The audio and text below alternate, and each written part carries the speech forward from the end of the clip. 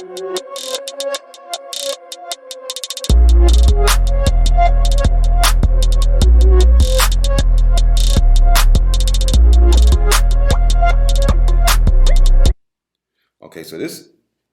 this is a conversation about a hypothetical matchup that we ain't never gonna see. At least I don't think we ever gonna see. Charles versus Khabib. Some people saying Charles ain't the real champion, even though we know he don't have the belt right now, but he is the people's champ. He should have it. But there are people who think that Khabib would have beat Charles, and personally, I like Khabib. I'm glad Khabib. I think Khabib did it the right way. You didn't leave getting knocked out 4 or 5 times in a row, putting a stain on your legacy and nothing like that. But to be fair, I felt like Charles was the last person. Yeah. But that's a slippery slope because then the next person who comes up, they're gonna say, "Oh, well, what about Benil Dariush?" You know what I mean? Yeah. Oh, and what about this new person? Which I think pretty much Khabib did the best thing, which was kind of smart. He pretty much like retired on top, pretty much undefeated, and on top of that, he started your own promotion. Yeah. So that was actually the smartest thing. What you learned everything you did from the UFC to like go and do your own thing and make money from it. Did anybody think Khabib was that smart outside of the cage? Because I don't think nobody saw that coming. Man, that's crazy. But the thing is, let me say this, man. Like, imagine, dude, like when Charles was the champion, people were saying Khabib is the greatest of all time and Charles to have a chance. And obviously we know he's the people's champion or whatever, but he's not the actual champion. But when he was the champion, it was like, nah, man, Khabib will kill him or whatever. People gave Charles like no chance, like in that hypothetical situation. I just don't see it. I just don't. Honestly, I think, and I told you this for a minute when when Charles started turning around. Didn't I tell you? Yeah, you said it years ago. I said, bro, Khabib needs to fight Charles. It gets interesting, man, because like I love Khabib, whatever. He is one of the greatest of all time. But there comes still underrated. There comes a point in time, man, where like we have to see your striking, man. Like nobody can just use their one style against every opponent and then work 100% of the time. But why do we if it's working? Like, you know what I mean? No, but I'm saying there will be an opponent eventually who will come along and like even if you're this person, you can strike with every opponent. You can't strike with everybody. Because even Izzy, we know how he win, and guess what? He's fighting Jared, and then if he win and Alex win, now you got to stand up with somebody else who, no matter how good your striking is, because look at how the first 2 fights played out. You win it, then you get beat out of nowhere. So it's like for Khabib. Yeah. Even David, just look at like who got the best striking in the light heavyweight division history. It don't matter who you say, bro. Are they going to be striking with Anthony Johnson? No. See, that's what I'm saying. You'll be crazy to stand over. Exactly.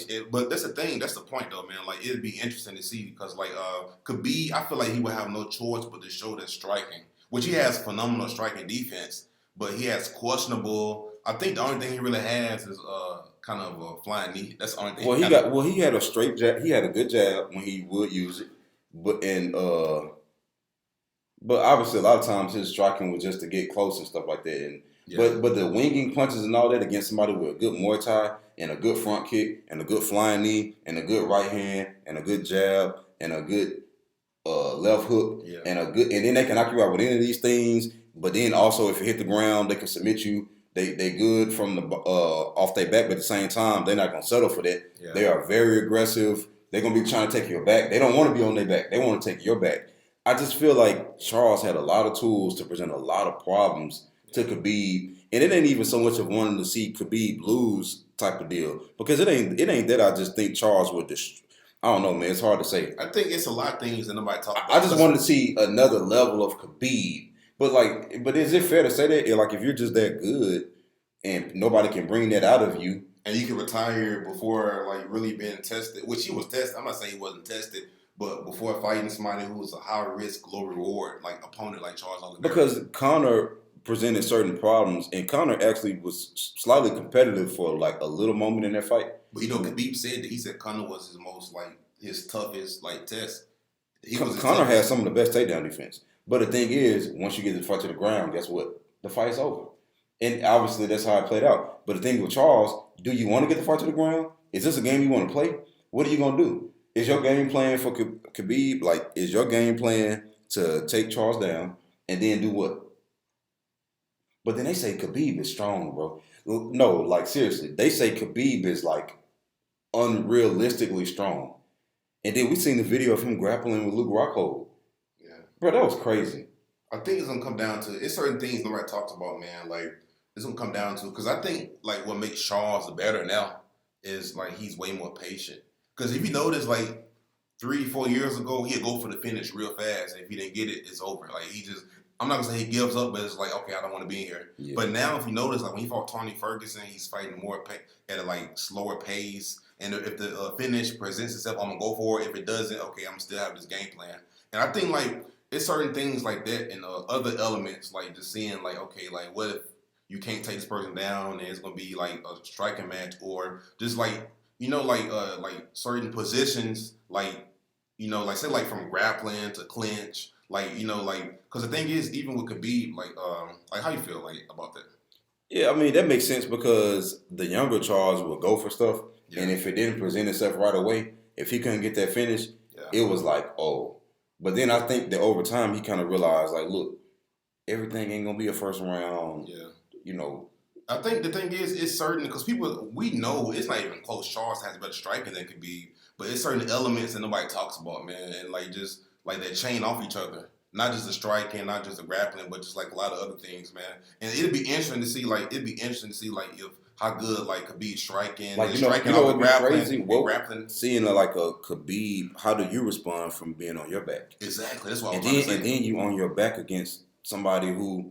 This ain't like somebody who y'all was having a grappling exchange and then you tripped up or they just happened to get one off. You know what I'm saying? Yeah. They happen to get a little takedown and you can stand. This is somebody who like now you're on your back, but you trying to get up presents the opportunities and the openings that they need to do the thing. So not only are you on your back, you are on your back against the one person that you don't want to be, you know what I'm saying, using jiu-jitsu on you. So it's like we just didn't get to see that kind of stuff. Also, and again, that ain't really his fault. And also, like, what happens if, like, say if Charles is on top of Khabib for one round?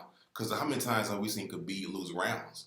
So what happened to if Charles was on top of him, just like controlling him for one round? Okay, how does Khabib come back and change the game plan when it didn't go your way? Yeah, exactly. So it's certain elements outside of striking and stuff that we never really got to see from Khabib. Because like we never had to. I mean, there was a few times where the grappling was a little bit like with the Glacier T-Bow stuff, but like he made the reads and he made it close enough to where it was like you know what I mean. But he never really had to, so I mean I can't really get mad at him for that because his grappling was that good. Even like when he fought against Conor, man, like he held on to the leg for like 2 minutes. You're right though. That was like, a little bit challenging. I don't think Conor I don't think like it's not like a lot of fighters who want to like make it like that type of grappling match. Because we know that Justin Gaethje has incredible wrestling. But let's be real, like a lot of these guys, like they wrestlers, they don't want to just make it like a wrestling match. No. Like a grueling, no. So that's what like we missed out on, man. Not just the strike. Because people always talking about like, yo, Charles had better striking. Yeah, but it's other things. It's so many questions about Khabib. There's so many questions about him, bro. It's crazy. Like what if Charles would have dropped him? Like how do you know what I'm saying? Like what? Like then, well, we know what would have happened if he would have dropped him though. But I mean. But would it? See, that's what I'm saying. Because what if Charles? And this is very hypothetical. But what if Charles drops Khabib and then some kind of way, like he takes his back, and then Khabib turns him over, and then Khabib finishes him some kind of way? Man, these are things I wanted to see, bro. I ain't gonna lie. But hey, man, Khabib did what he's supposed to do. Again, we've seen so many MMA fighters leave their career, and no matter how good or great they were, how did they lose? 5 knockouts in a row. Let me ask you this though, man. Do you think like him retiring early hurts his legacy? At the end of the day, man, you're a fighter, but you're a person first. And if you got personal things that you want to accomplish outside of fighting, there ain't nothing wrong with that because ultimately, when it's all said and done, he accomplished what he had to do in the UFC. Yeah. If he felt like there's nothing else to really do, and how do we know that he always didn't want to do that? How do we know that he always didn't want to go win enough fights, make enough money to now I can go put my people on. Now I can make my own thing. So you see what I'm saying? So if that was his own personal goal or something he came up with along the way, and now it's like he's at the point where, hey, I accomplished what I did, what I had to do. I'm going to the next level. And this was the next thing I wanted for myself. I might not have told y'all about it, but this is what I wanted for myself. And also, like, I think it's a win-win for him because he gets to, like, pretty much, he has his legacy, bro. Because some people say Khabib is the GOAT. I don't know why people say that. I think John Jones is. Yeah, that's a stretch. But that's a stretch, man. But I think, honestly, in the top 3, top 4, I don't know. Because you got to understand, man, like, he was so dominant. Oh, Prime Anderson. Yeah. Prime Anderson, GSP. And in my opinion, DJ up there.